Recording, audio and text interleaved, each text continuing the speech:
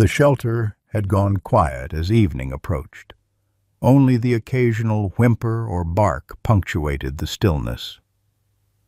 In the back corner kennel, a German shepherd with a graying muzzle sat perfectly erect, amber eyes fixed on the door that hadn't opened for him in 3 long years. Shadow didn't pace or whine like the others. He waited with military precision, the way Staff Sergeant Cooper had taught him. "Tomorrow's your day, old boy," Nancy whispered, sliding an extra treat through the bars. "Good folks coming." Dawn broke with a certainty Shadow seemed to sense. His ears perked at the Miller family's approach. When the kennel door finally swung open, 3 years of patient dignity crumbled. The shepherd trembled, lowered his head, and gently licked each outstretched hand before sinking to his knees in a gesture that brought tears to every witness. But freedom unleashed something primal. At the shelter gates, Shadow froze. His head snapped toward the distant tree line. Without warning, he bolted, away from the family he'd waited so long for, straight into the dense forest that harbored his unfinished mission. Leave a like and share your thoughts in the comments along with the city you're watching from now. Let's continue with the story. Shadow hadn't always been the German shepherd in Kennel 70 before the shelter's fluorescent lights and concrete floors. He'd been Sergeant Cooper's shadow, hence the name that stuck even after his military service ended. 7 years old now, with a distinguished gray muzzle and a scar running along his left flank. Shadow carried himself with the quiet dignity of a soldier who'd seen too much. 3 years at Oak Ridge Second Chance Animal Shelter had been an eternity for a dog who once had purpose. Nancy Whitaker noticed it the moment he arrived, the way he sat at attention during feeding time, how he performed perimeter checks of his kennel before settling down, the alertness that never quite left his amber eyes even in sleep. As a former military nurse herself, Nancy recognized the signs of a working dog, though the paperwork that accompanied him mentioned nothing of his service background. The Miller family hadn't come to the shelter looking specifically for a German shepherd. Frank Miller, a broad-shouldered construction foreman with kind eyes that belied his imposing frame, had served in the Army but never deployed. His wife, Sarah, who taught 3rd grade at Oak Ridge Elementary, initially wanted a smaller dog. Their 12-year-old daughter, Abby, quiet and thoughtful in a way that concerned her parents, had simply asked for a dog that needs me as much as I need it. When they first passed Shadow's kennel, the German shepherd had been sitting perfectly still, watching them with an intensity that stopped Frank in his tracks, while other dogs barked and jumped for attention. Shadow simply observed, his eyes following their movement with measured intelligence. "That one's been here 3 years," Nancy had explained, her voice softening. "Folks get intimidated by him, but he's got a good heart, just waiting for someone who understands him." What Nancy didn't mention then was her suspicion about Shadow's past, or the nightmares that made him whimper on stormy nights, or how he would stand at attention whenever helicopters flew overhead. She didn't tell them about the weekend she'd take him to the edge of Blue Ridge Wilderness Preserve, watching him scan the tree line as if searching for someone lost long ago. The day Shadow arrived at Oak Ridge Second Chance Animal Shelter remained vivid in Nancy's memory. A local park ranger had found him wandering near the Blue Ridge Wilderness Preserve, thin but not emaciated, wearing a weathered tactical collar with no tags. The ranger reported that the dog had approached him cautiously, as if assessing whether he was friend or foe. before allowing himself to be led to the ranger's truck. "Never seen a dog so disciplined," the ranger had told Nancy. "Didn't eat till I gave him permission. Military trained. I'd bet my pension on it." Shadow's first weeks at the shelter were marked by rigid routine. He woke at precisely 0600 hours each morning, stood at perfect attention during feeding times, and maintained his kennel with meticulous care. The shelter staff quickly learned that Shadow responded to hand signals and commands that weren't typical for family pets.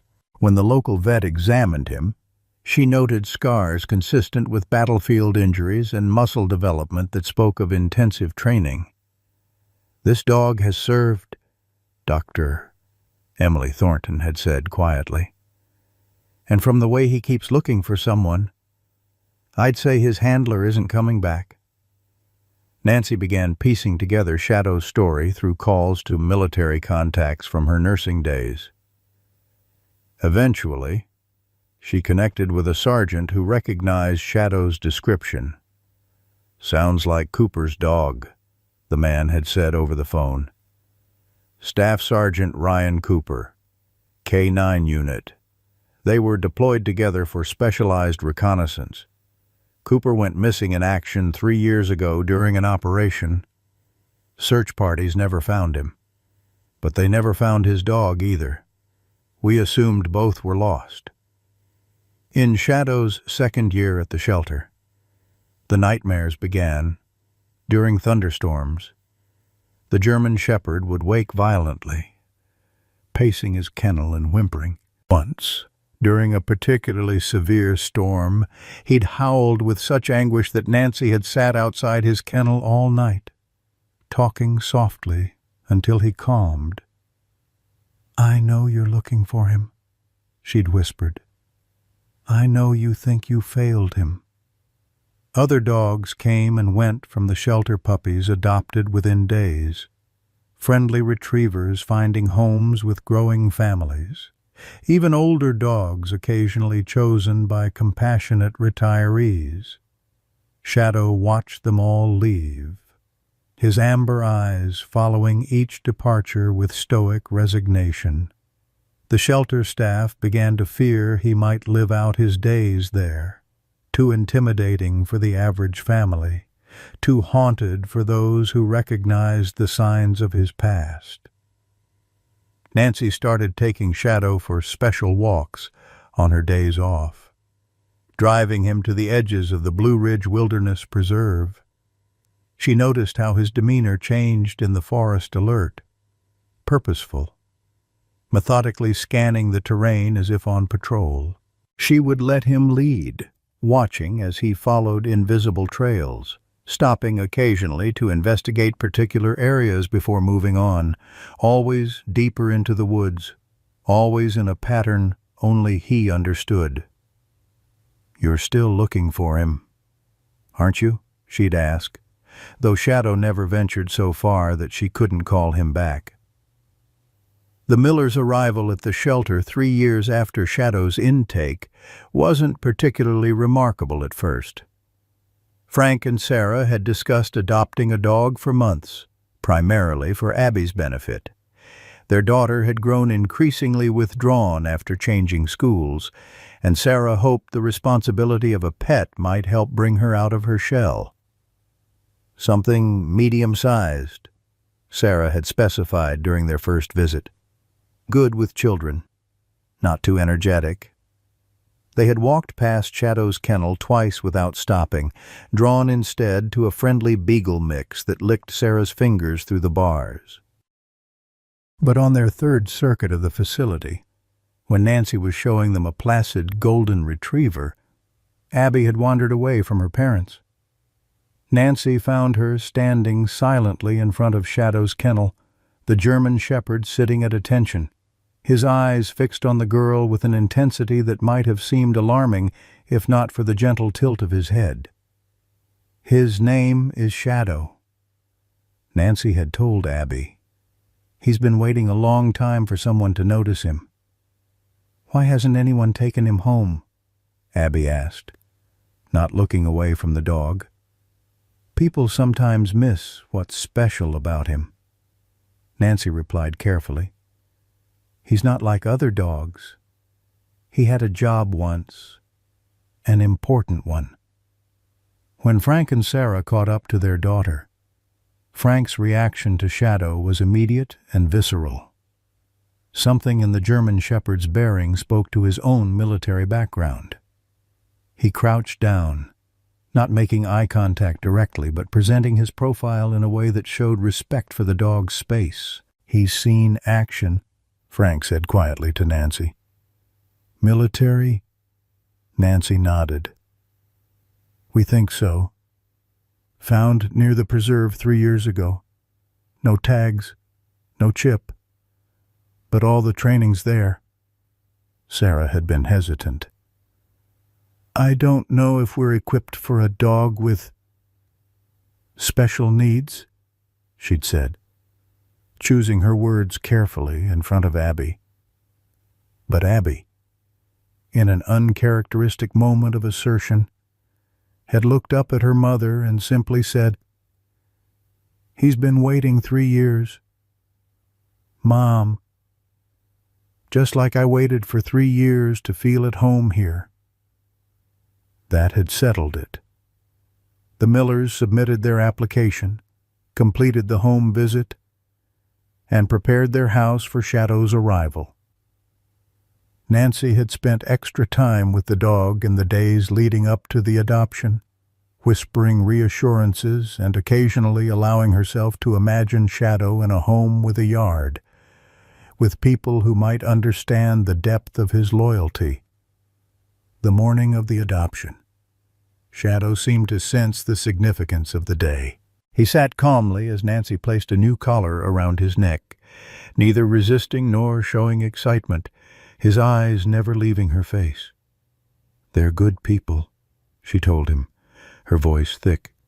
"The man was Army, like your Cooper. The little girl needs someone to watch over her. You remember how to be part of a family, don't you?" When the Millers arrived, Shadow stood at attention in his kennel, his posture perfect, his eyes alert. As Nancy opened the door, she spoke the words she'd waited 3 years to say. "Shadow, you have a family now. Shadow, Shadow, come back." Frank's voice echoed through the parking lot as the German Shepherd disappeared into the tree line. Sarah stood frozen by their SUV, adoption papers clutched in her hand, while Abby stared wide-eyed at the space where Shadow had vanished. Nancy was the first to react, dropping the leash she'd been holding and rushing toward Frank. "Wait," she called. "Don't chase him. He'll think it's a pursuit." Frank turned to her, his expression a mixture of confusion and concern. "What just happened? He was fine 1 minute, and then—" "It's the preserve," Nancy said, gesturing toward the dense forest that bordered the shelter property. "He's always been drawn to it." "I should have warned you." She hesitated, then seemed to make a decision. "There's more to Shadow's story than I told you." As the 4 of them stood at the edge of the parking lot, Nancy finally revealed what she'd pieced together over the years. Shadow wasn't just a former military dog. He had been part of an elite K-9 unit paired with Staff Sergeant Ryan Cooper. During a reconnaissance mission 3 years ago, Cooper had gone missing in action. Shadow had been found months later, alone, near the very forest he'd just run into.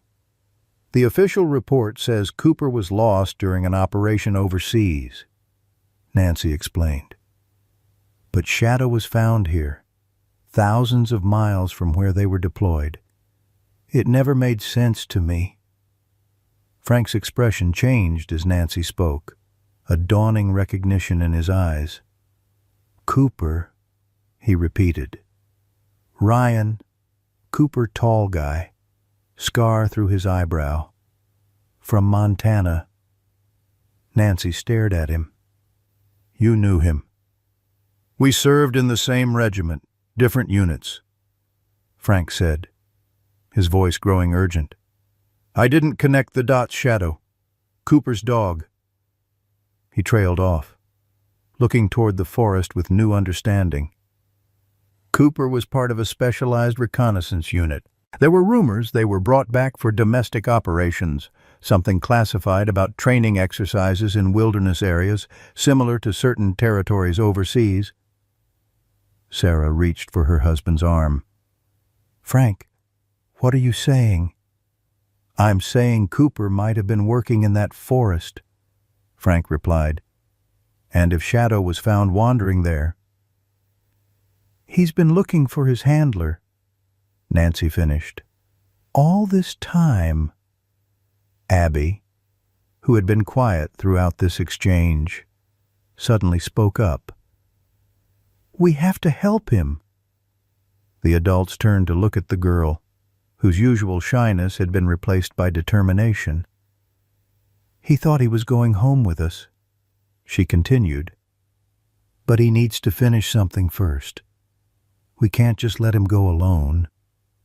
Frank looked at his daughter with newfound respect, then glanced at his watch. There's still plenty of daylight. Sarah, can you go back to the house and get my hiking boots and backpack the emergency one in the garage? Sarah hesitated only briefly before nodding. I'll bring water and some food too, for all of us.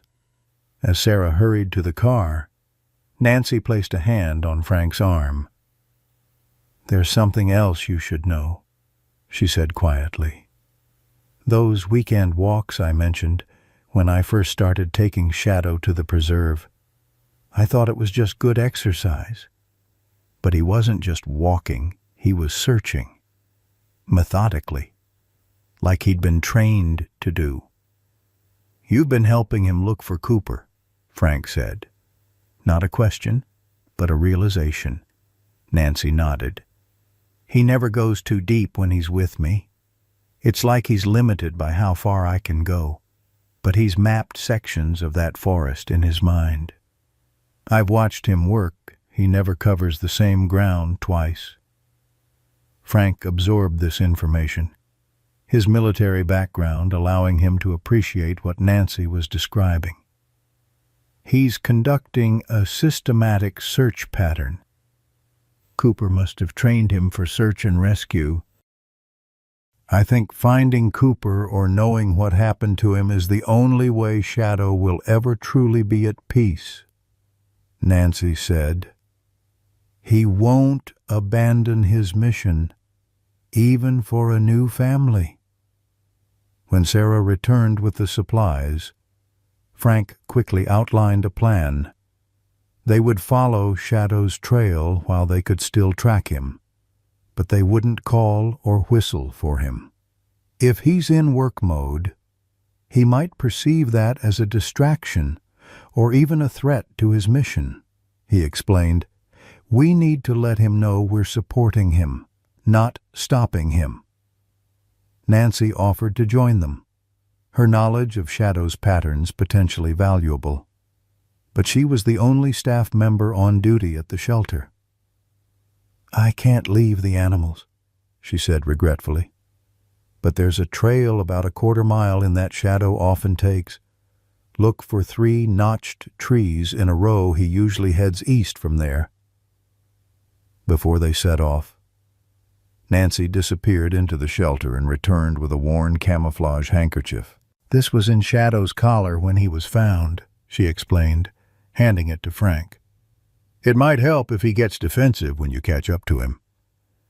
The Millers set off toward the forest, Frank leading the way with confident strides, Sarah keeping close to Abby. As they entered the tree line, the sounds of the shelter and the distant road quickly faded, replaced by the rustle of leaves and occasional bird calls. Frank easily spotted Shadow's tracks in the soft earth, a clear trail leading deeper into the woods. He's not running, Frank observed, crouching to examine the prints. See how regular the spacing is, He's on a mission, but he's being methodical. They followed the trail for nearly 20 minutes before coming to the 3-notched trees Nancy had mentioned, just as she'd predicted. Shadow's prints veered eastward, following what appeared to be a game trail that wound between dense underbrush. "He knows exactly where he's going," Sarah remarked, a note of wonder in her voice, as they continued following Shadow's trail. Frank began to notice something that raised the hair on the back of his neck. "These marks on the trees," he said, pointing to seemingly random scratches on several trunks. "They're not natural. Some of these are old, but some look recent." "Shadow?" Abby asked. Frank shook his head. "No. These were made by humans. Markers of some kind." He examined one more closely. Military technique? Cooper could have made these. The implications of Frank's observation hung in the air between them. If Cooper had indeed been working in these woods, if he had left markers that were still visible 3 years later, then Shadow's persistence suddenly made perfect sense. The dog wasn't chasing a ghost, he was following a trail left specifically for someone trained to recognize it. "Ryan Cooper was one of the best in our regiment," Frank said quietly as they pressed forward. "If anyone could survive out here, it would be him."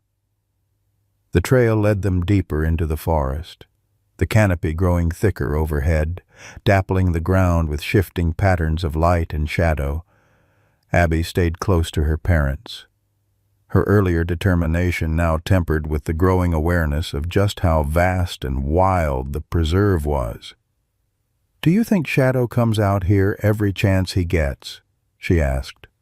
Sarah put an arm around her daughter's shoulders. "Nancy seemed to think so. That kind of loyalty. It's rare." Frank, a few paces ahead, suddenly stopped and held up his hand, a military signal for halt. When Sarah and Abby reached him, he pointed silently through a break in the trees. There, in a small clearing about 50 yards away, sat Shadow, his posture alert, his ears forward, surveying the area as if waiting for someone to appear. Frank motioned for Sarah and Abby to stay back as he slowly approached the clearing. Shadow's ears twitched at his approach, but the German shepherd didn't run. Instead, he turned his head, amber eyes locking with Frank's in a gaze that seemed to evaluate the man's intentions. Frank stopped at the edge of the clearing, crouched down to appear less threatening, and pulled out Cooper's camouflage handkerchief. "Hey, Shadow," he said softly, holding the fabric where the dog could see it. "We're not here to stop you. We want to help." Shadow's nostrils flared as he caught the scent on the handkerchief. His head tilted slightly, ears perked forward with renewed interest. For a long moment, man and dog regarded each other in silence, an unspoken negotiation taking place between them. Then, with deliberate slowness, Shadow rose and approached Frank, sniffing the handkerchief before looking past him to where Sarah and Abby waited. "I think he's accepting our help," Frank called softly to his family. Shadow returned to the center of the clearing, looked back at them expectantly, then continued along a barely visible trail leading deeper into the forest. The message was clear. "Follow me." "He's not running anymore," Abby observed as they fell in behind Shadow. "It's like he knows we understand." Frank nodded, impressed by his daughter's perception. "Military dogs are trained to work with teams. If he thinks we're here to help with his mission rather than prevent it, He'll cooperate. Shadow led them with purpose, occasionally pausing to ensure they were still following but never deviating from his course. As they walked, Frank noticed more subtle markers on trees and rocks' notches, arrangements of stones, patterns that would be meaningless to casual hikers but spoke volumes to someone with military training. Cooper was definitely here, he said quietly to Sarah.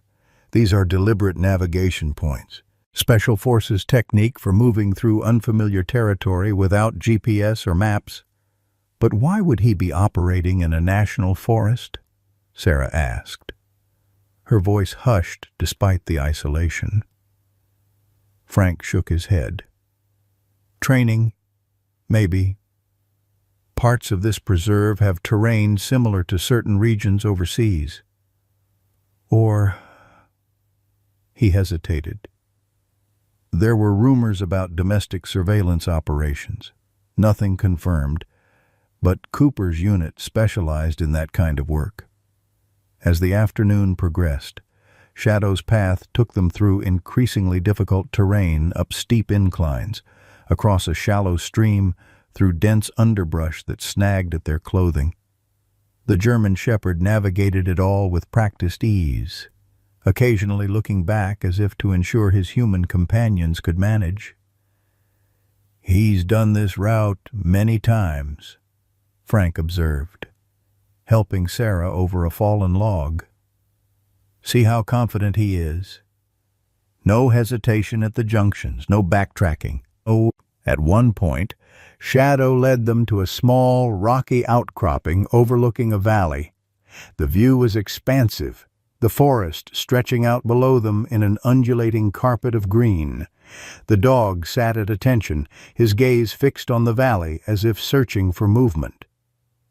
This would be a perfect observation post, Frank murmured, military training informing his assessment. Good visibility, defensible position, multiple escape routes. Sarah had been quiet for much of the journey, but now she studied her husband with newfound curiosity. You understand all this, the markers, the routes, the strategic positions. No wonder Shadow accepted you so quickly. Frank smiled ruefully. Cooper and I went through some of the same training, different units, but similar protocols. I'm just connecting the dots. They rested briefly, sharing water and energy bars from Frank's pack. Shadow remained vigilant, his attention never wavering from the forest below. When Frank offered him water in a collapsible bowl, the dog drank efficiently but quickly returned to his post. "Mom," Abby said suddenly, her voice low, "I think I understand why he ran from us now." Sarah turned to her daughter. "What do you mean?" "Honey, remember what Nancy said about Shadow being found wandering in these woods?" Abby's eyes were solemn beyond her years. He wasn't just wandering, he was searching. And if his handler never came back for him, she didn't need to finish the thought. The implication hung in the air. Shadow had been searching for Cooper for 3 years. Faithful to his last mission, unable to accept that his handler might never return. As they continued their journey, the forest grew denser, the light filtering through the canopy, taking on the golden quality of late afternoon. Shadow's pace became more urgent, his stops less frequent, as if he sensed time was of the essence. Frank checked his watch with growing concern. "We've got maybe 3 hours of daylight left. If we don't find what he's looking for soon, we'll need to make some decisions about continuing tomorrow." Sarah nodded, but her eyes were on Shadow, who had stopped again, his head raised, testing the air. "Look at him. Frank. He knows exactly where he's going. I don't think he'd lead us out here if it wasn't important." Shadow's behavior had indeed changed. His movements were more focused now, his attention fixed on a particular direction. When he continued forward, his pace was measured but purposeful, leading them down a steep embankment toward a secluded ravine. As they descended, Frank's mind drifted back to his own military days, to the bonds he'd witnessed between handlers and their dogs. He recalled Cooper specifically, a quiet, serious man who kept to himself, but was rumored to be one of the best in specialized reconnaissance. Cooper had always had a dog with him, even during downtime on base.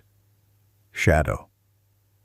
Frank now realized, always watching, always alert, the two of them moving as a single unit.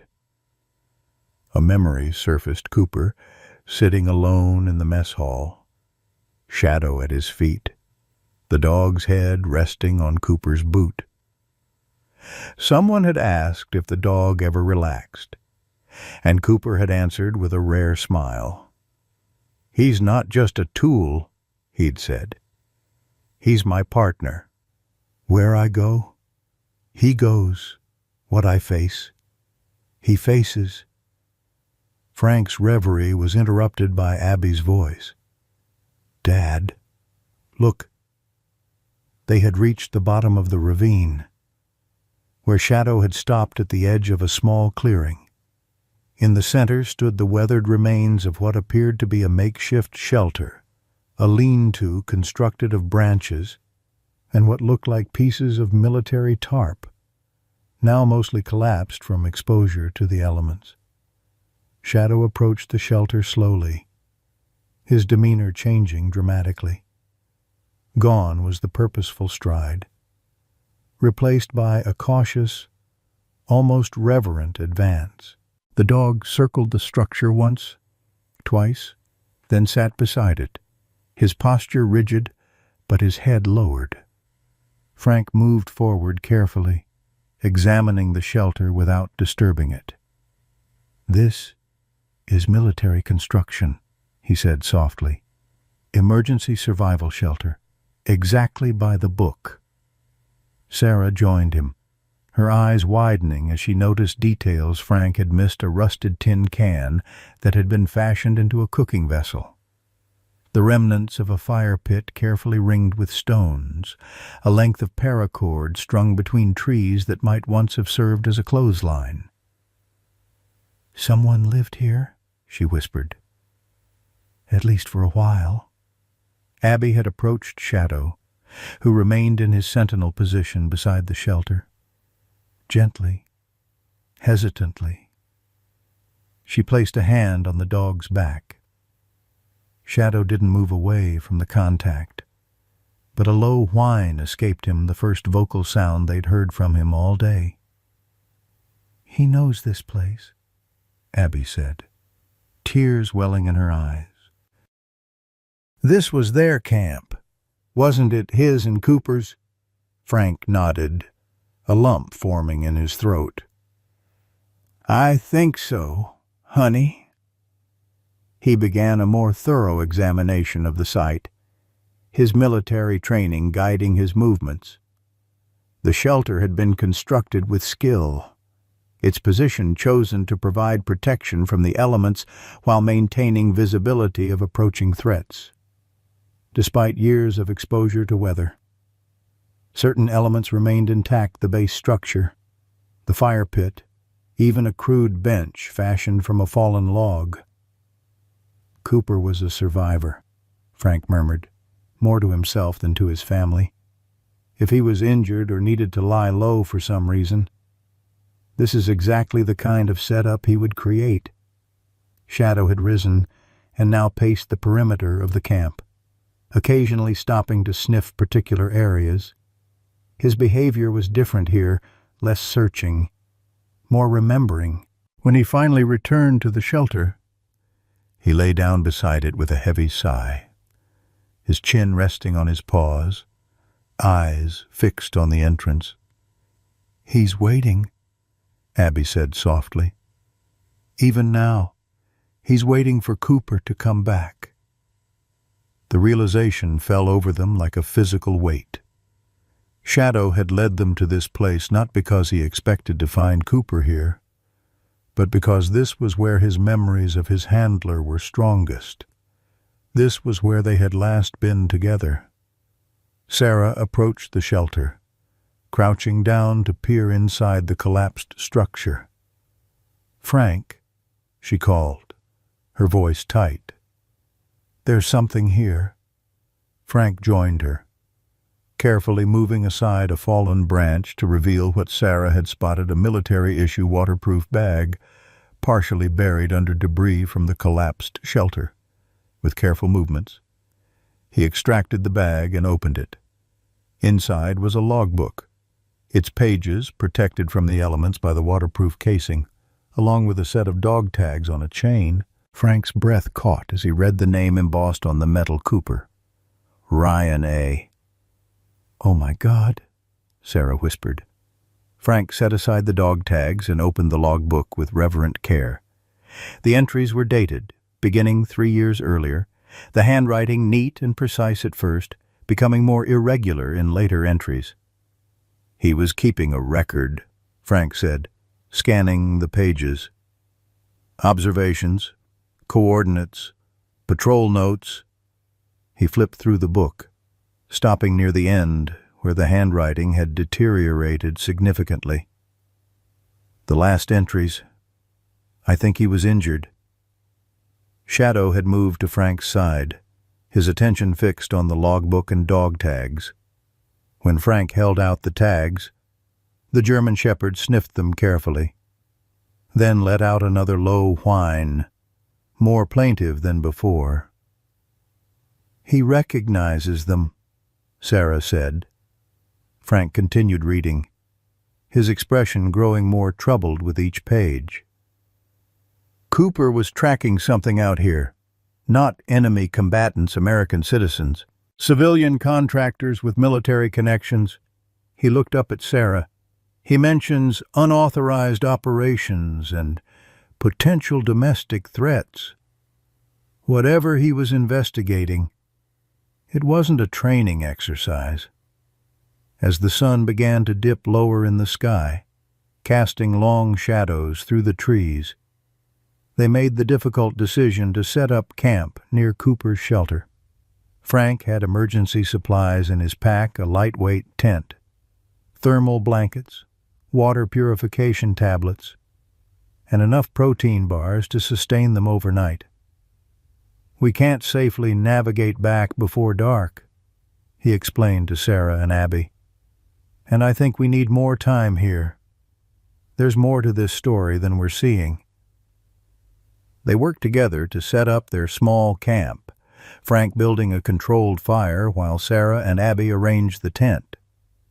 Shadow watched their activities with attentive eyes, occasionally pacing the perimeter as if on guard duty before returning to his position by Cooper's shelter. As night fell, they sat around the small fire, sharing the protein bars and drinking water Frank had purified from a nearby stream. The forest had taken on a different character in the darkness, more mysterious, alive with subtle sounds that carried through the still air. "Do you think Cooper is still alive?" Abby asked suddenly, voicing the question they'd all been avoiding. Frank exchanged a glance with Sarah before answering carefully. "The evidence suggests he was injured, possibly seriously. He left his dog tags behind, which soldiers don't do unless—" He trailed off, not wanting to be too explicit. "Unless they don't think they're coming back." Abby finished for him, her young face solemn in the firelight. Shadow had been lying at the edge of their circle, alert but relaxed, at the mention of Cooper, his ears pricked forward, his attention sharpening. "Look at him," Sarah said softly. "After 3 years, he still responds to any mention of his handler. That kind of loyalty. It's extraordinary."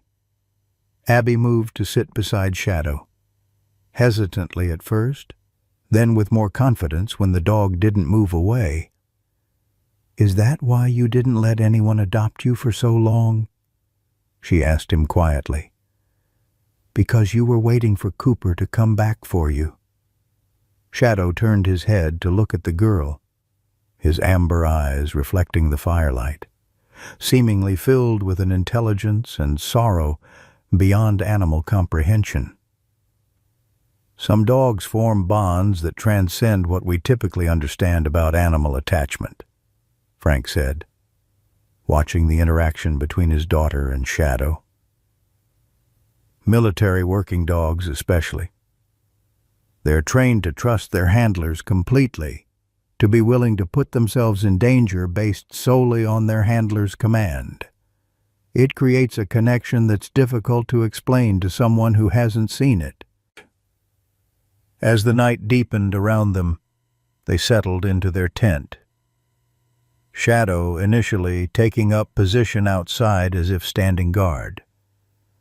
After some coaxing from Abby, he eventually entered the tent, lying across the entrance, his body a barrier between the family and any potential threat from outside.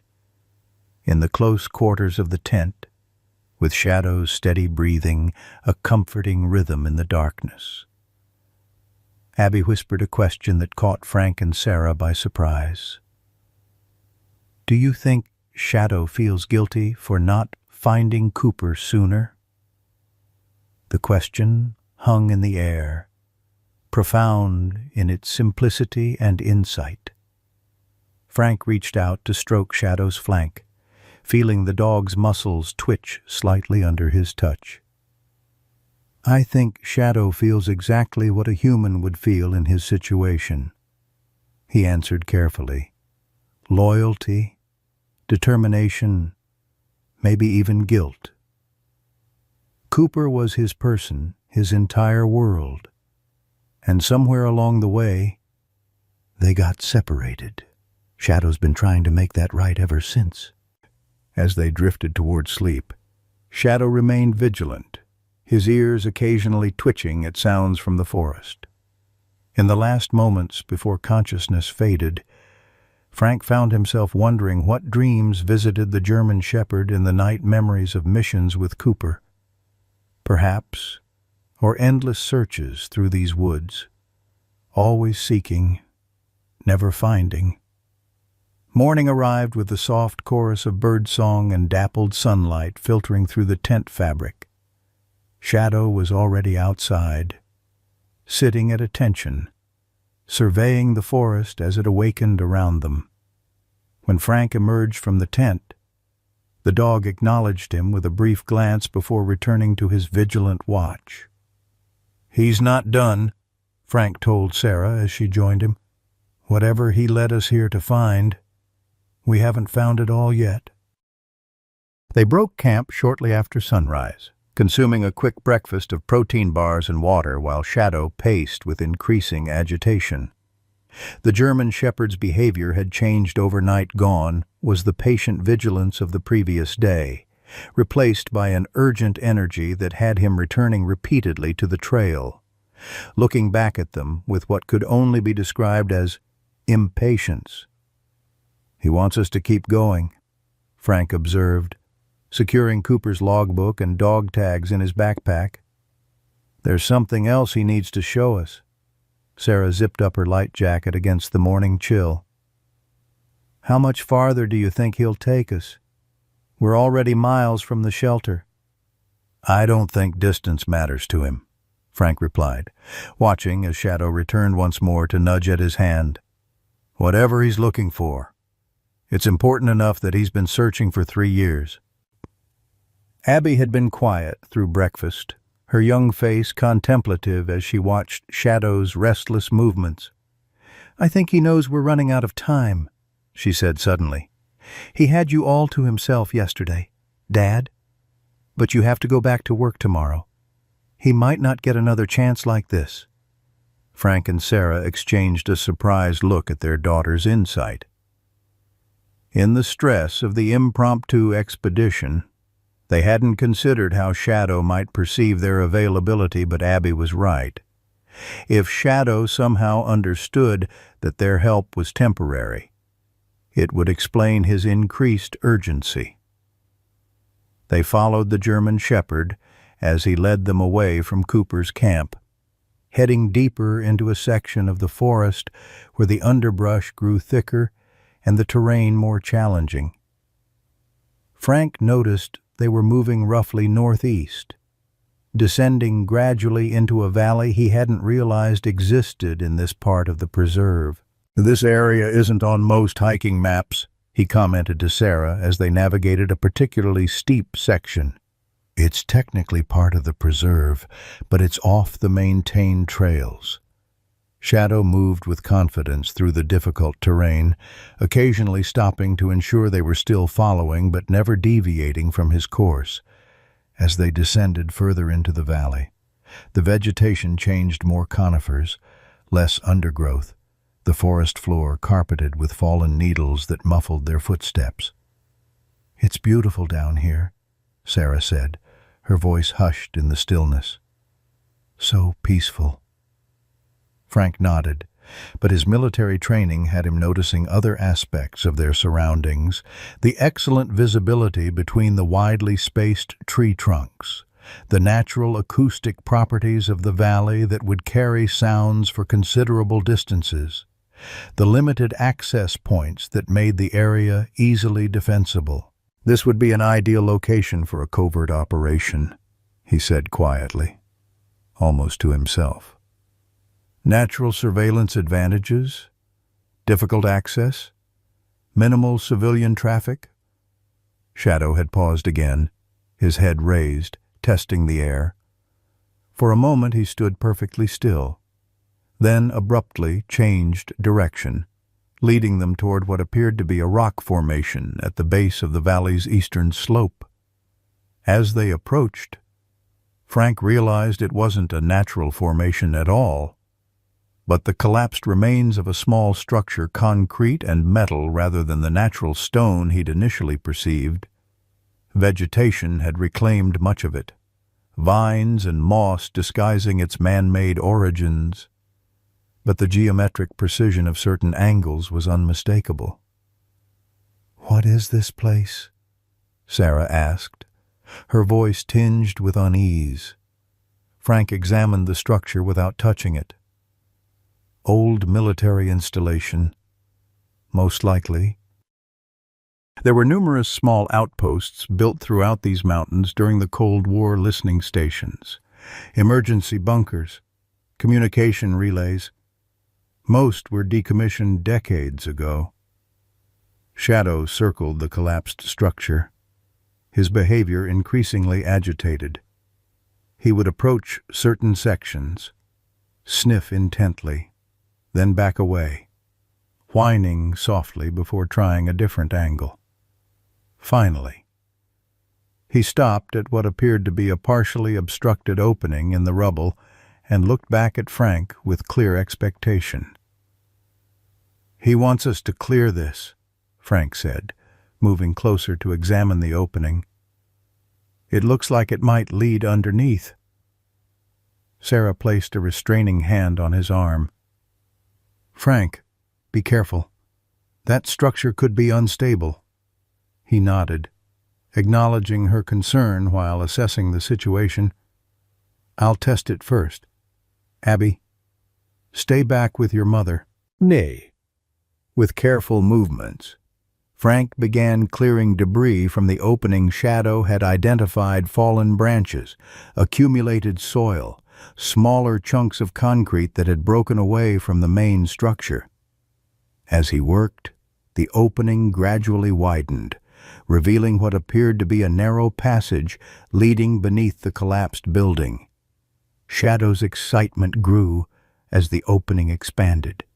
He paced back and forth, occasionally nosing at Frank's hands as if to hurry him along, his whines becoming more insistent. "Almost there, boy," Frank assured him, removing a final piece of debris to create an opening large enough for a person to navigate. "Let me check if it's safe first." Producing a flashlight from his pack, Frank lay on his stomach and shined the beam into the passage. "It looks clear," he reported. "Narrow, but navigable, and it opens up into a larger space about 10 feet in. Shadow had already moved to the opening, clearly ready to enter. Frank held him back gently. "Let me go first. Shadow, I need to make sure it's stable." The passage was tight but manageable, requiring Frank to crawl on his elbows and knees through cool, damp earth. The flashlight beam illuminated concrete walls on either side, not a natural tunnel, but a constructed passage that had somehow survived whatever destroyed the structure above. After several claustrophobic moments, the passage widened into a small room, perhaps 10 feet square, with a concrete floor and walls. "It's some kind of bunker," Frank called back to Sarah and Abby. "Seems stable. I think it's safe to follow." Shadow didn't wait for further invitation, squeezing past Frank to enter the underground space. The German Shepherd moved directly to the far corner of the room, where a metal cabinet stood against the wall, its surface corroded but still intact. Shadow placed his paws on the cabinet door, looking back at Frank with unmistakable urgency. By the time Sarah and Abby had navigated the passage, Frank had managed to force open the rusted cabinet, revealing shelves containing what appeared to be old military equipment radio components, maps, and a waterproof case similar to the one they'd found at Cooper's camp. "This was some kind of emergency communications post," Frank said, examining the equipment without disturbing it. "Cold War era. But someone's been here much more recently." He carefully removed the waterproof case and opened it. Inside, nestled in protective foam, was a military-issue tablet computer, its battery long dead, and several data storage devices carefully labeled with dates from 3 years earlier. Alongside these was a sealed envelope with "Shadow" written across the front in block letters. "Cooper left this for him," Frank said softly, showing the envelope to Sarah and Abby. "He knew Shadow would eventually bring someone here." The realization settled over them like a physical weight. Cooper had known he wouldn't be returning, but he'd trusted his faithful partner to complete the mission they'd started together. For 3 years, Shadow had been trying to fulfill that final request, searching for someone who could understand what he'd been entrusted to protect. Frank opened the envelope carefully, extracting a handwritten letter. As he read, his expression grew increasingly grave. Cooper was investigating unauthorized operations in the preserve. He explained to Sarah and Abby. A private military contractor was using this area for something Cooper describes as beyond the scope of their domestic authorization. He gathered evidence, but before he could report it, they discovered him. Frank paused, his voice tightening.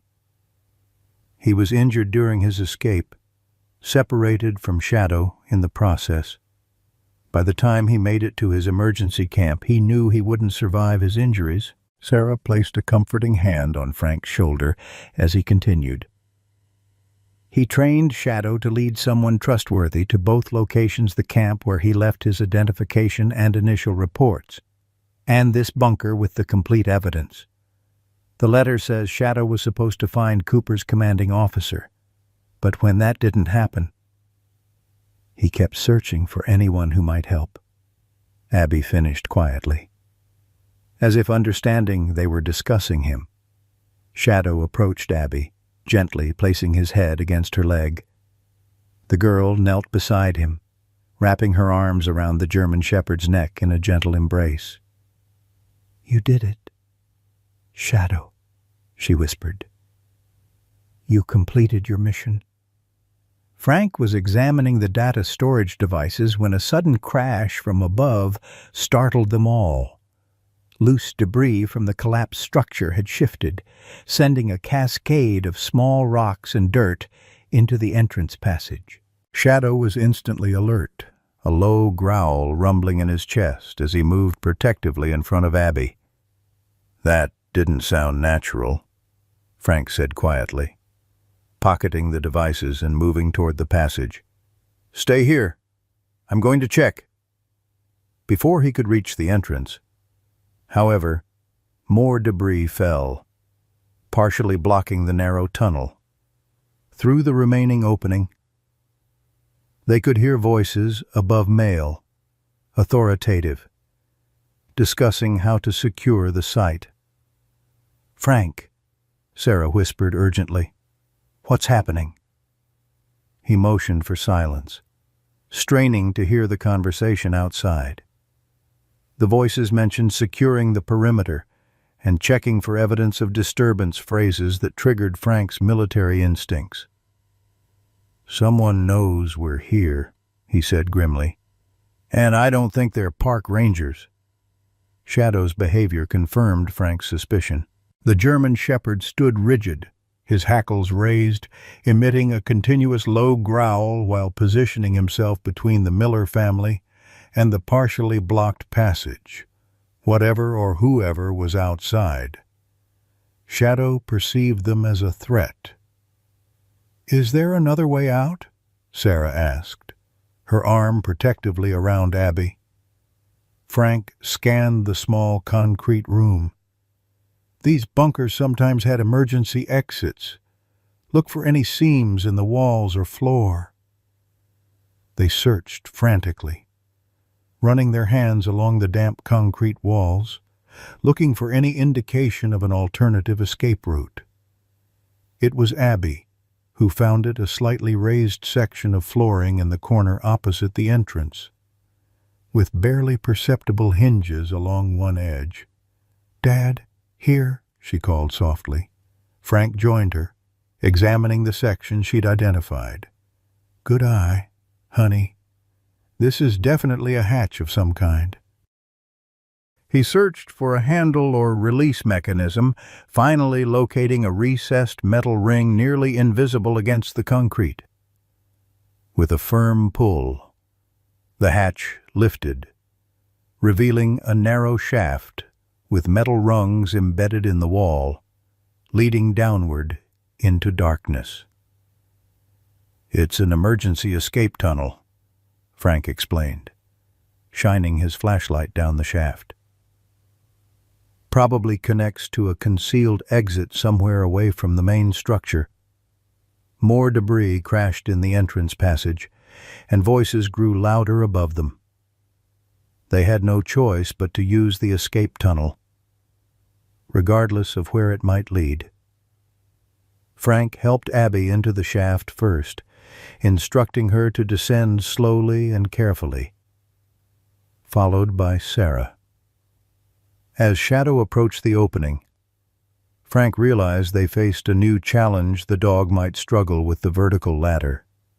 "Come on, Shadow," he encouraged, patting his leg. "We'll figure this out." To his amazement, Shadow seemed to understand exactly what was required. The German shepherd backed into the shaft, his paws finding the metal rungs with practiced precision. Frank suddenly remembered something from Cooper's logbook notes about specialized training for helicopter insertions and extractions. Shadow had been trained to navigate ladders in difficult terrain, with Shadow descending confidently below him. Frank pulled the hatch closed behind them, sealing off the bunker as they disappeared into the escape tunnel. The shaft descended for approximately 20 feet before transitioning to a horizontal passage that sloped gently upward. They moved as quickly as safety allowed, Frank bringing up the rear with occasional glances back to ensure they weren't being followed. After what seemed an eternity of navigating the cramped tunnel, they detected fresh air ahead. The passage ended at a concealed exit built into a hillside, hidden by dense vegetation that had grown undisturbed for decades. Frank carefully pushed aside the camouflaging plants, verifying the area was clear before helping his family emerge into the forest once more. They found themselves on the opposite side of the small valley. several hundred yards from the collapsed bunker. Through the trees, they could see figures moving around the structure. They'd fled, men in civilian clothing, but with the unmistakable bearing of military or law enforcement. "We need to move," Frank whispered, guiding his family deeper into the forest, away from the bunker and the men searching it. "Shadow, stay close." The German shepherd needed no encouragement, keeping pace beside them as they put distance between themselves and potential pursuit. His mission to retrieve Cooper's evidence was complete, but his protective instincts were now fully engaged. These humans were his responsibility, and he would ensure their safety. They moved swiftly through the forest, Frank leading the way with Shadow at his side, the German shepherd occasionally glancing back to ensure Sarah and Abby kept pace. The morning sun filtered through the canopy, dappling the forest floor with shifting patterns of light and shadow. But none of them paused to appreciate the beauty surrounding them. The distant sounds of voices, men calling to each other, the occasional crackle of radio communication kept them moving with urgent purpose. "Who are those people?" "Dad?" Abby asked, her voice barely above a whisper, as they paused behind a fallen log to catch their breath. Frank exchanged a glance with Sarah before answering carefully. "I think they're connected to whatever Cooper was investigating. Private contractors, possibly former military." He patted the pocket containing the data devices. "Whatever is on these must be important enough that they're still monitoring the area 3 years later." Shadow had positioned himself at the edge of their makeshift hiding place, his posture alert but calm, ears constantly moving to track sounds around them. When a branch snapped somewhere to their left, the dog's head swiveled toward the noise, a low growl building in his throat. "We need to keep moving," Frank whispered, guiding his family deeper into the forest, away from both the bunker and the direction of the sound that had alarmed Shadow. They continued for nearly an hour, following game trails and natural pathways through the underbrush, gradually circling back toward the direction of Cooper's camp. Frank hoped to retrieve the rest of their supplies before finding a safe route out of the preserve, but his primary concern was ensuring they weren't followed. The terrain grew increasingly difficult as they ascended from the valley floor, the slope steepening until they were using trees and exposed roots as handholds to pull themselves upward. Shadow navigated the challenging landscape with ease, occasionally looking back as if concerned about their slower progress. "I think we should stop," Sarah said finally, noticing Abby's increasing fatigue. "Just for a few minutes. I don't hear them anymore." Frank nodded, helping Abby settle onto a fallen log before scanning their surroundings. They had reached a small ridge that offered limited visibility through the trees, enough to confirm no immediate pursuers. Shadow remained vigilant, occasionally testing the air with raised nose, but his posture had relaxed somewhat. "Do you think we're safe?" Abby asked, accepting the water bottle her mother offered. "For now," Frank replied, crouching beside her. "But we need to get back to civilization and contact someone I trust with this information." He patted his pocket again, feeling the outline of Cooper's devices. "Cooper died trying to get this evidence out. We owe it to him to finish what he started." At the mention of Cooper's name, Shadow approached Frank, nudging the pocket containing the devices with his nose, before looking up with an intensity that made Frank's chest tighten. The German shepherd seemed to understand exactly what was at stake, what his handler had sacrificed, and why their current mission mattered. "He knows," Sarah said softly, watching the interaction. All this time, he's been trying to complete Cooper's final order. Frank nodded, placing a hand on Shadow's head. Military working dogs are trained to complete missions despite obstacles. Cooper would have made sure Shadow understood the importance of what they were doing. They rested for 15 minutes before continuing, their path now taking them through a section of forest where the underbrush thinned and progress became easier. Shadow led the way with renewed purpose, occasionally adjusting their course with subtle shifts that Frank recognized as tactical movement, avoiding open areas, staying downwind, selecting paths that offered cover and concealment. "He's protecting us," Frank observed quietly to Sarah, "using his training to keep us safe." By midday, they had reached familiar territory, the approach to Cooper's camp. Shadow's demeanor changed as they neared the site, his movements becoming more cautious, ears constantly swiveling to detect potential threats. When they reached the edge of the small clearing where the shelter stood, the German shepherd stopped abruptly, his body tensing. Frank immediately signaled for Sarah and Abby to freeze. Following Shadow's gaze, he scanned the campsite carefully. Nothing seemed disturbed at first glance, but years of military training had taught him to trust a dog's senses over his own. "Something's wrong," he whispered, moving closer to his family. "Shadow senses someone's been here." The dog confirmed Frank's assessment, moving in a wide circle around the perimeter of the camp rather than entering directly.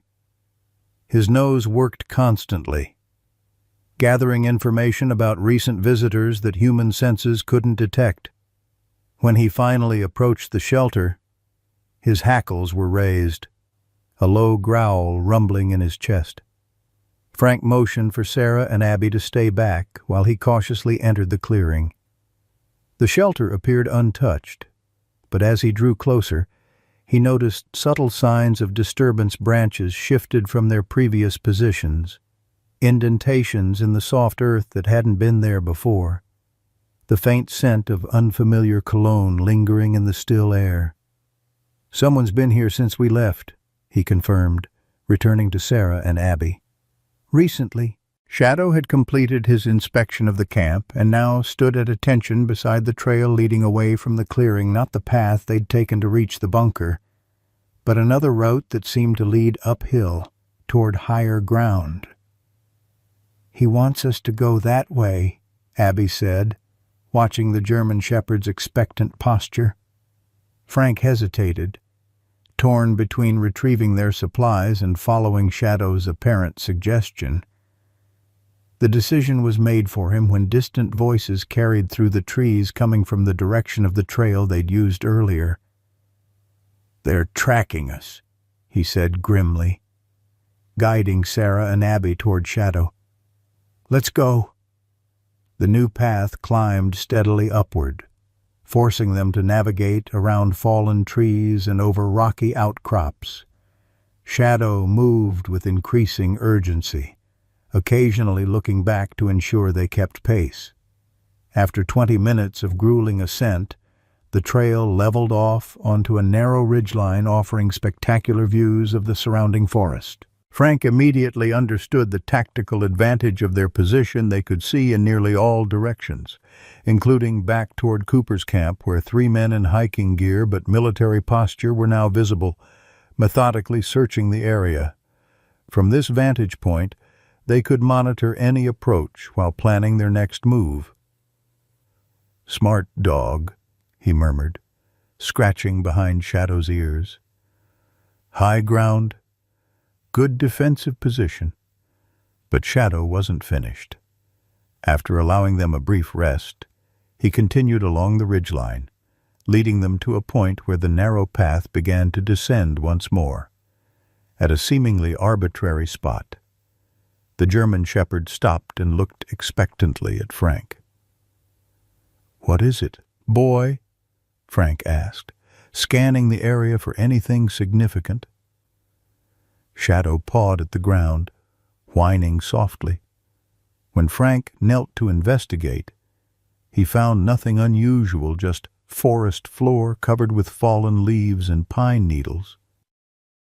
The dog persisted, nosing at a particular spot with increasing frustration. "He wants us to dig," Abby suggested, joining her father. Frank brushed away the surface layer of debris, revealing ordinary dirt beneath. Shadow's whining intensified, his paws working frantically at the spot. Frank began to dig with his hands, removing several inches of soil before his fingers struck something solid, not a rock, but something with straight edges and a smooth surface. "There's something here," he announced, clearing more dirt to reveal a metal container approximately the size of a small briefcase, buried several inches below the surface.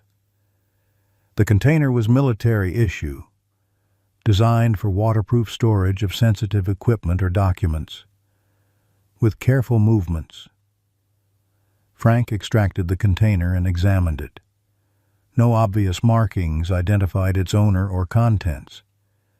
But when he placed it in front of Shadow, the German Shepherd's reaction was immediate and profound. The dog circled the case, sniffing it thoroughly before sitting beside it, his posture a perfect mirror of military attention, eyes fixed on Frank as if awaiting orders. "This was Cooper's," Frank said, certainty in his voice. "Another cache." Sarah glanced nervously back along the trail they'd traversed. "Frank, those men could catch up to us any minute." He nodded, securing the container in his backpack without opening it. "We need to find a way out of the preserve that avoids the main trails. If they're as organized as I think they are, they'll have people watching the official exits." Shadow seemed to understand their predicament. Once Frank had secured the container, the German Shepherd moved to the edge of the ridgeline, looking down the steep slope before returning to nudge Frank's hand. The message was clear this way. The descent was treacherous, a nearly vertical drop in places, requiring them to create a makeshift path by sliding from tree to tree, using trunks and exposed roots as anchors. Shadow navigated the terrain with remarkable agility, frequently doubling back to check on their progress or indicate safer routes. "He's done this before," Frank observed, helping Abby over a particularly difficult section. "Cooper must have trained him on multiple escape routes." By the time they reached the bottom of the slope, all three humans were exhausted, clothes torn and hands scraped from the difficult descent. Shadow, however, showed no signs of fatigue. His attention focused entirely on leading them to safety. The forest had changed character here, younger trees, more underbrush, signs of logging operations from decades past. As they pushed through a particularly dense thicket, the unmistakable sound of running water reached them. "A stream," Sarah said, hope coloring her voice. "Where there's water, there might be a trail." The stream was narrow but swift, its clear water flowing over smooth stones. Shadow led them along its bank for several hundred yards before stopping at a point where the water widened into a shallow pool. To their surprise, a simple wooden footbridge spanned the stream here, connecting to a narrow but well-maintained path on the opposite bank. "This looks like a maintenance trail," Frank said, examining the bridge. "Probably used by park rangers or forestry service." Shadow had already crossed the bridge and stood waiting on the other side, his body language conveying unmistakable urgency. They followed, finding themselves on a path that was clearly man-made, its surface covered with aged wood chips, bordered by occasional stone markers. They had walked perhaps half a mile along this path when Shadow suddenly froze, ears forward, body rigid with alertness. A moment later, Frank heard what had alarmed the dog, the distant sound of an engine, growing steadily louder. "Someone's coming," he whispered, guiding his family off the path and into the concealing underbrush. "Stay down." From their hiding place among dense ferns and low-hanging pine branches, the Miller family watched as a Forest Service truck rumbled slowly along the maintenance road.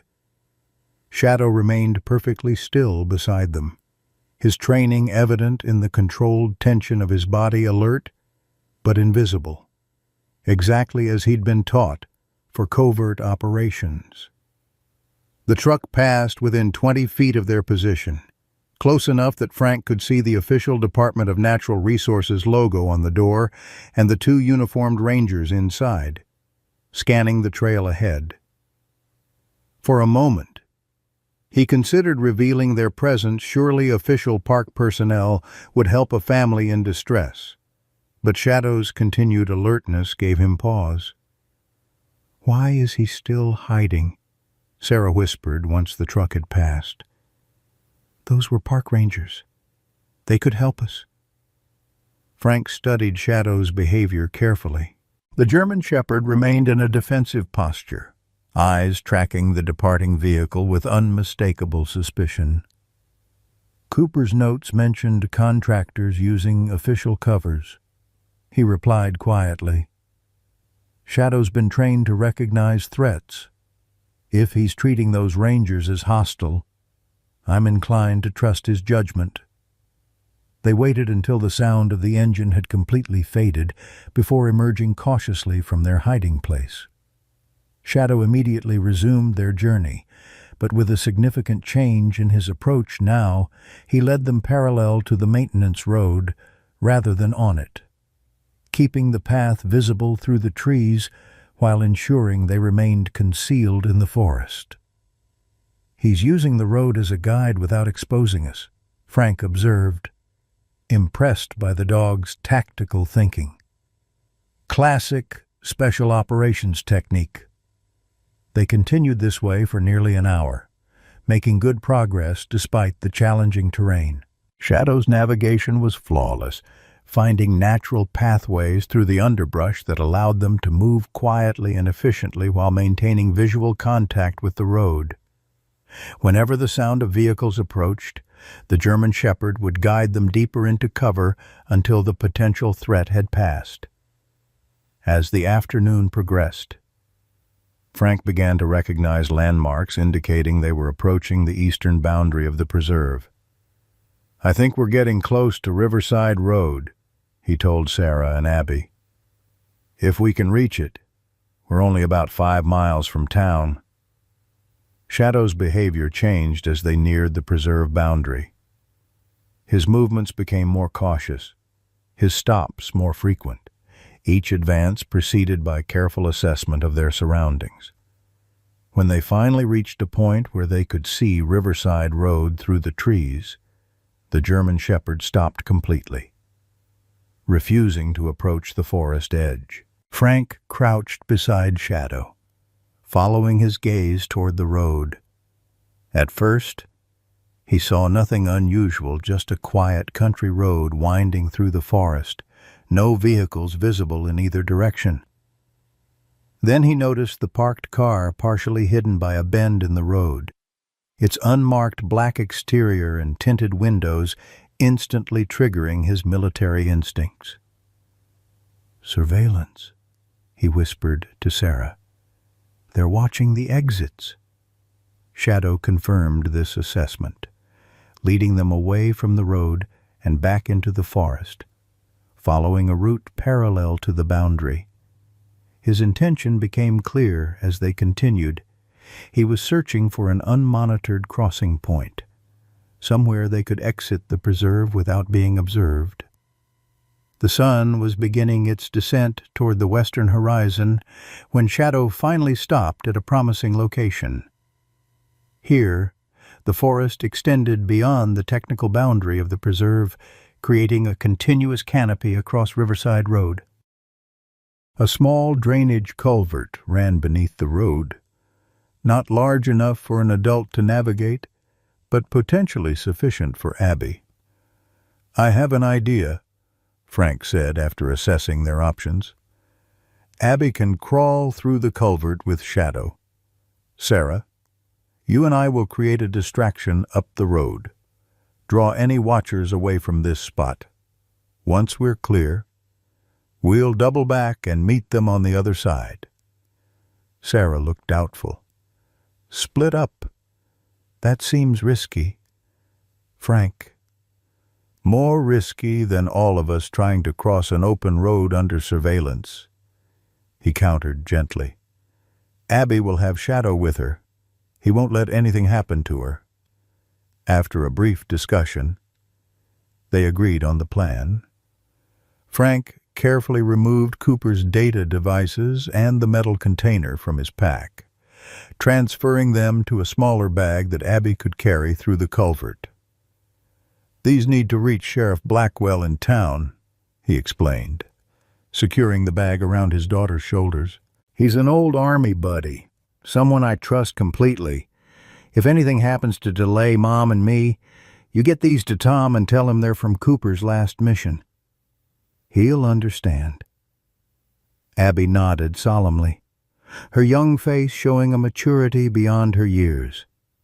"I can do it. Dad?" Frank crouched to look her in the eyes. "Shadow will protect you. Follow his lead and stay hidden until we come for you.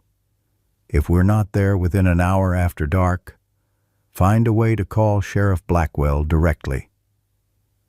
Shadow seemed to understand the responsibility being placed upon him. The German shepherd positioned himself at Abby's side, his posture alert yet reassuring.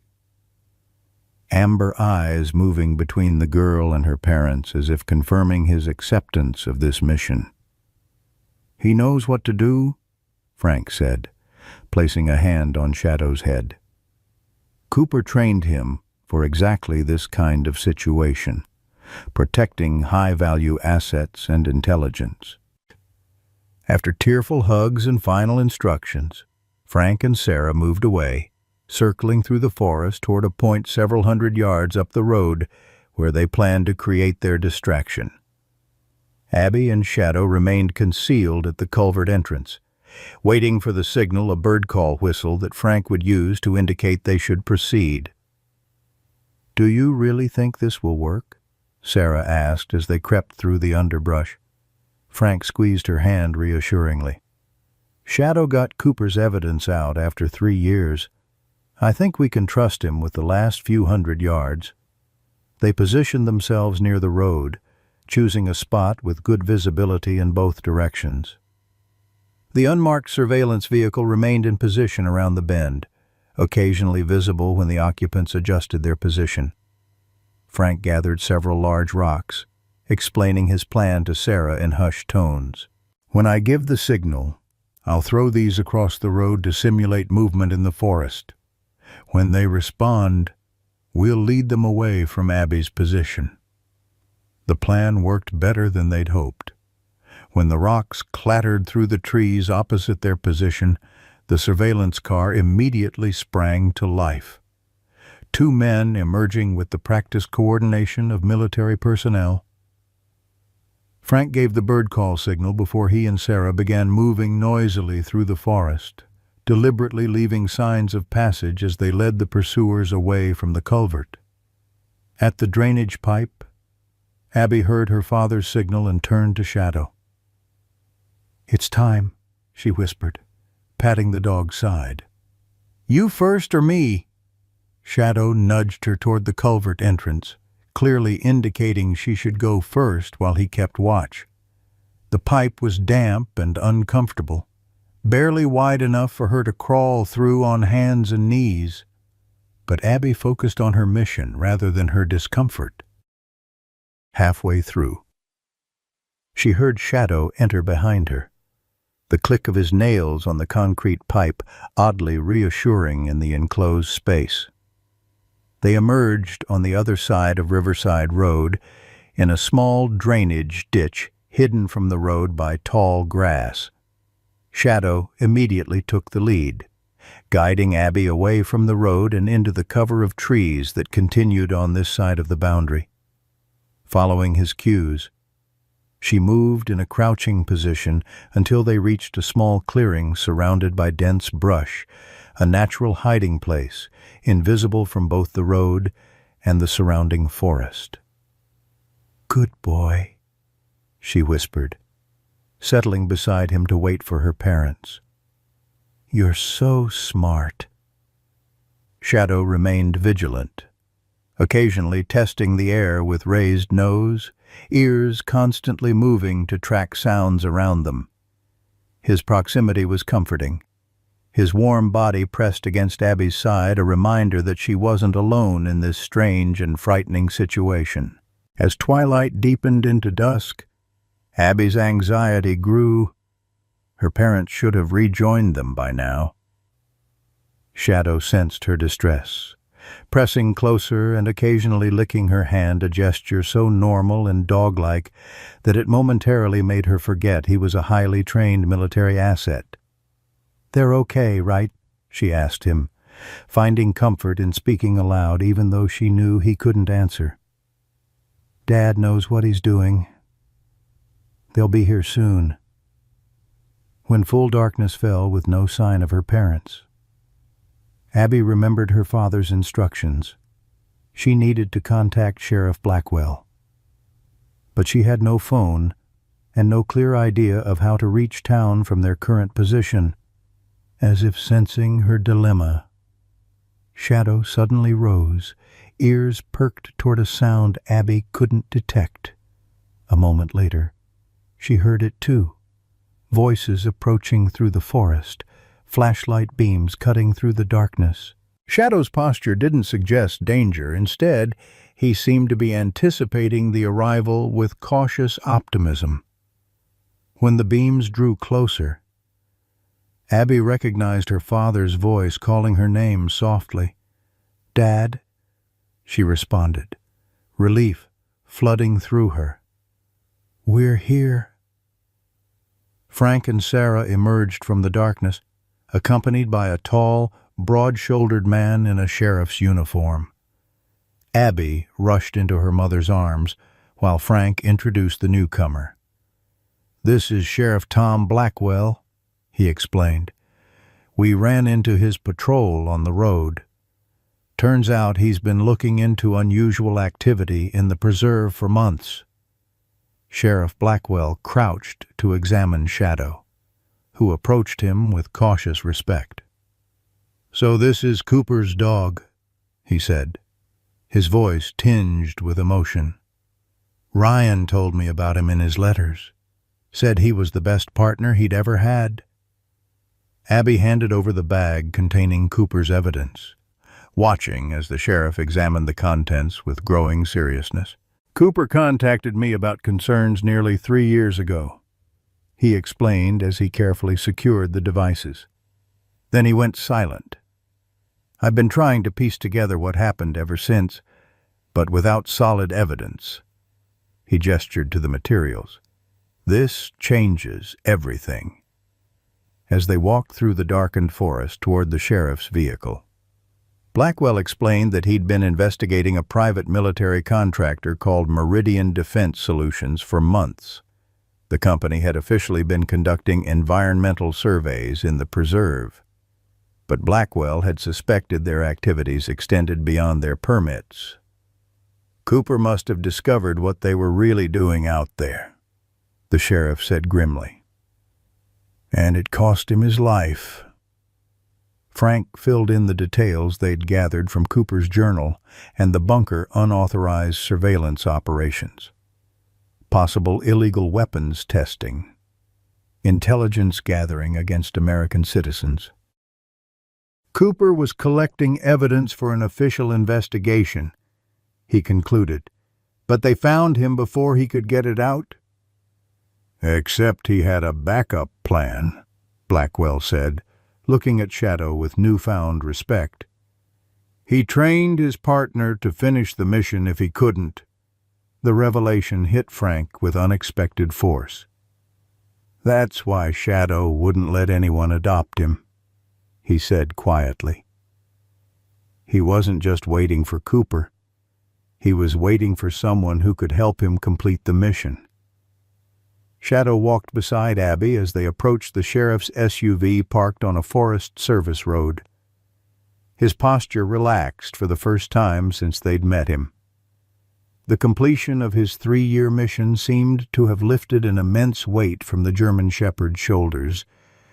As they prepared to leave the forest behind, Frank knelt beside Shadow, looking into the dog's intelligent eyes. "Cooper would be proud," he said softly. "You did it, boy. You completed the mission." Sheriff Blackwell secured Cooper's evidence in his vehicle before turning to Frank. "These men from Meridian are dangerous. Frank, until we get this evidence processed and bring in federal authorities, you and your family need protection." Frank nodded, understanding the implications.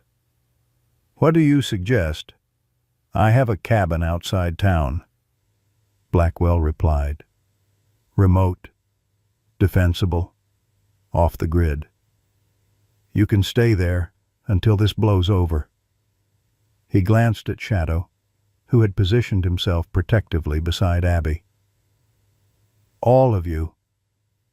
As they drove away from the preserve, Shadow sat alert in the back seat between Frank and Abby, occasionally looking out the window at the passing forest.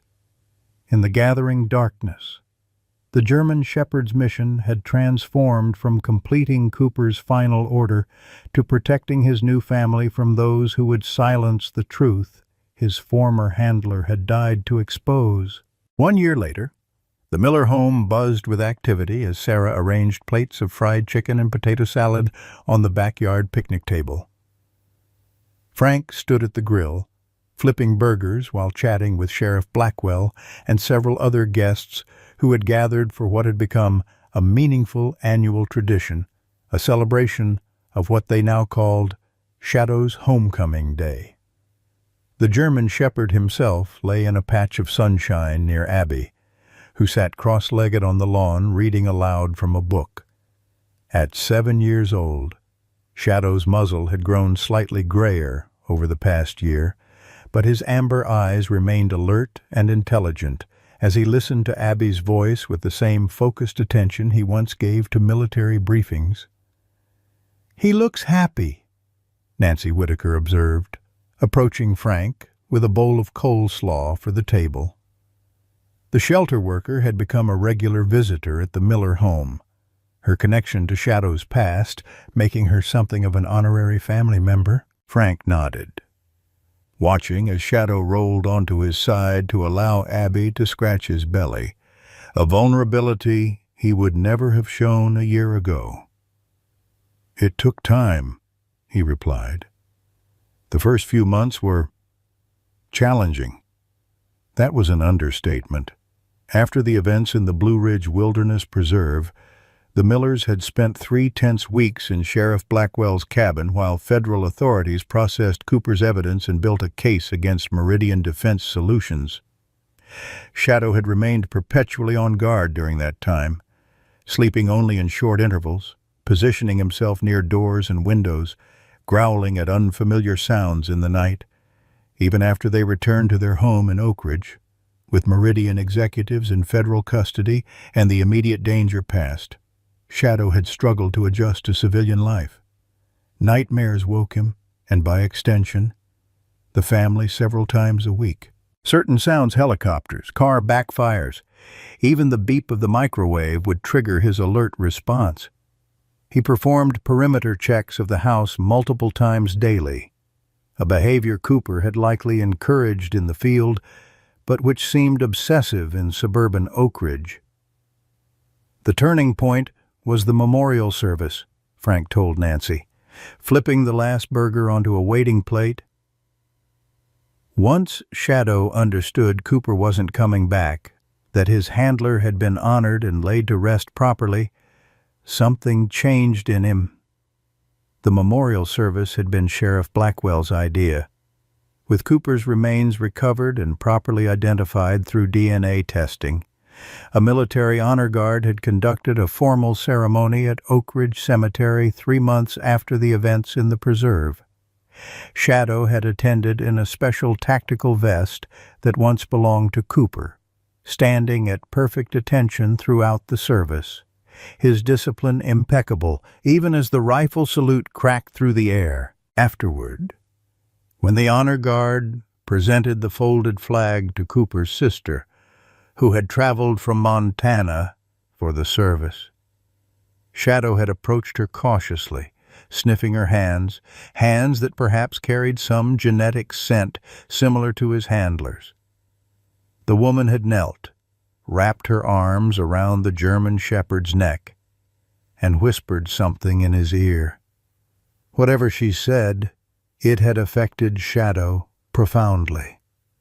He had returned to the Millers that day somehow lighter, as if permission had been granted to move forward. Cooper's sister told him he was a good boy, Abby said, joining the adults by the grill, Shadow padding faithfully at her heels. She said Cooper would want him to be happy with his new family. The girl had developed an almost uncanny ability to sense what others were thinking about Shadow, as if the bond between them transcended ordinary communication.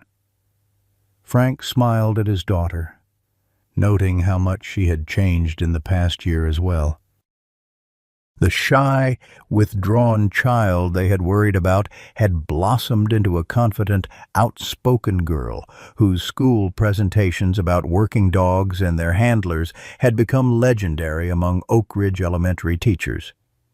Her most recent project, a campaign to establish a memorial foundation for retired military working dogs, had even garnered attention from a state representative.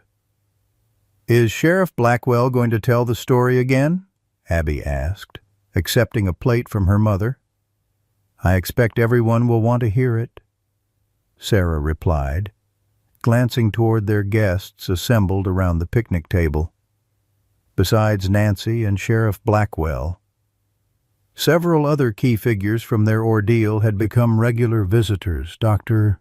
Emily Thornton, who had helped Shadow through his adjustment period, Deputy Rodriguez, who had been first to arrive at Blackwell's cabin when the federal authorities were called in, and Mrs. Cooper, Ryan's mother, who had flown in specially for this anniversary.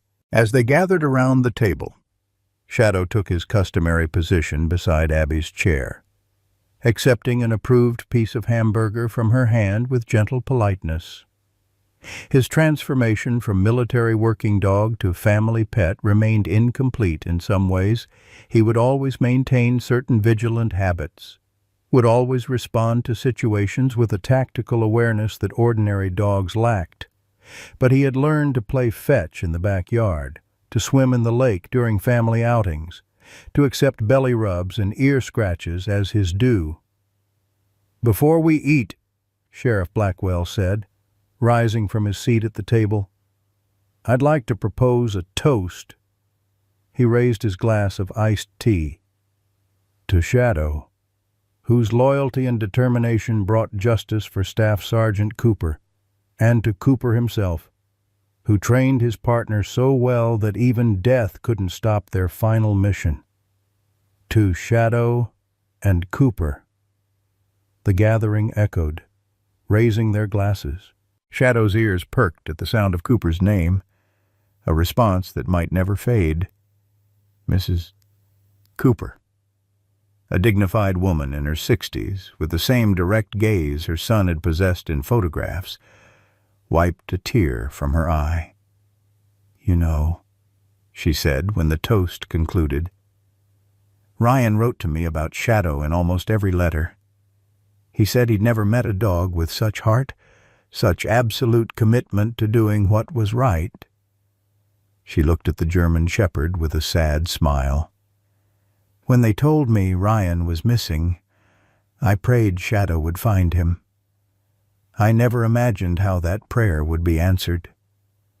After the meal, as the afternoon mellowed toward evening, Frank found himself standing beside Sheriff Blackwell at the edge of the yard, watching as Shadow participated in an impromptu game of hide-and-seek with Abby and several neighboring children who had joined the gathering.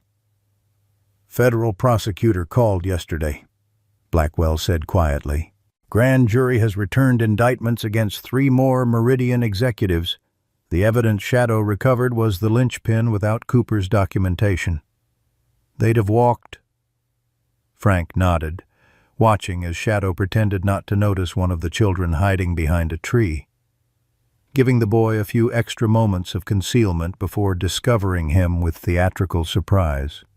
Cooper would be proud, not just of the case, but of how Shadow's adapted. He paused, considering the journey of the past year. "Did I ever tell you what the adoption counselor at the shelter said when we first met Shadow?" "What's that?" Blackwell asked. "She said some dogs come into our lives for a purpose we don't immediately understand." Frank smiled as Shadow gently herded the children back toward the adults, his movements fluid and relaxed in a way that had taken months to develop. "I thought we were rescuing a shelter dog. Turns out, he was fulfilling a mission none of us knew existed." As dusk approached, the gathering moved indoors, where Sarah had prepared coffee and Mrs. Cooper's special apple pie recipe. Shadow conducted one final perimeter check of the yard, an old habit that the Millers no longer discouraged, before settling on his memory foam bed in the corner of the living room, close enough to monitor the gathering but comfortable in his designated space. Frank noticed Abby sitting beside the German Shepherd, whispering something in his ear while stroking the graying fur along his muzzle. When she rejoined the adults, he raised an eyebrow questioningly. "I was just reminding him that tomorrow is Saturday," she explained. "That means we visit the memorial. Every Saturday since the military service, weather permitting, Abby and Shadow made a pilgrimage to Cooper's grave in Oak Ridge Cemetery." Frank had initially accompanied them, concerned about his daughter spending time alone in such a solemn place, but he'd soon realized the visits were a private ritual between Shadow and Abby, a time for the dog to maintain his connection to his former handler while strengthening his bond with the girl who had somehow understood his mission when even the adults had been confused. Later, as their guests departed with hugs and promises to gather again soon, Frank found Shadow sitting at the living room window, watching the cars pull away with the attentive gaze that never quite disappeared. He sat beside the German Shepherd, resting a hand on his back. "You did good today, Shadow," he said quietly. "Cooper would be proud of how you've adapted to civilian life." At the mention of Cooper's name, Shadow turned to look at Frank, amber eyes reflecting the lamplight. For a moment, Frank thought he saw something in that gaze, not sadness, exactly, but a depth of understanding that transcended what most people believed animals capable of comprehending. Then Shadow leaned against him slightly, a gesture of trust and connection that had taken months to develop. The evening concluded with their nightly routine, Shadow accompanying Frank on a final check of the doors and windows, following Abby upstairs for her bedtime routine, then settling on his bed in the master bedroom where he could monitor both entrances to the room. Some habits from his military days would never change, nor did the Millers wish them to. Shadow's vigilance was part of who he was, the very quality that had kept Cooper's mission alive for 3 long years. As Frank turned out the light, he heard Sarah's voice in the darkness. "Do you ever wonder what would have happened if we'd chosen a different dog that day at the shelter?" Frank considered the question, remembering their first encounter with Shadow, his dignified posture, his intelligent assessment, the way he had seemed to look through them rather than at them. "I don't think we chose him at all," he replied finally. "I think he chose us. He recognized something in us that he needed to complete his mission." In the darkness, Shadow sighed contentedly. The sound of a dog finally at peace with both his past and his present, a faithful guardian who had completed the most important mission of his life and found a new purpose in protecting the family who had helped him bring his handler's final orders to completion. "Good night, Shadow," Abby called from her room across the hall. "I love you." The German shepherd's tail thumped once against his bed, a quiet acknowledgment of the bonds that had replaced the ones he'd lost, different, but no less sacred in their own way. In Shadow's journey, we find a mirror to our own later chapters in life. Like this loyal German shepherd, many of us carry invisible missions, promises we've made, people we've lost, purposes that still drive us forward when others might expect us to simply rest. Shadow's unwavering commitment to finding Cooper speaks to that part in all of us that refuses to believe our usefulness has an expiration date. His struggle to adapt to a new family while honoring his past reminds us that embracing change doesn't mean betraying our history. When Shadow finally completes his mission after 3 long years, we recognize our own determination to finish what matters, no matter how long it takes. And in the Miller family's acceptance of Shadow, not despite his quirks and habits, but because of them, we see the grace we all hope to find people who value us for exactly who we are, scars and all. Shadow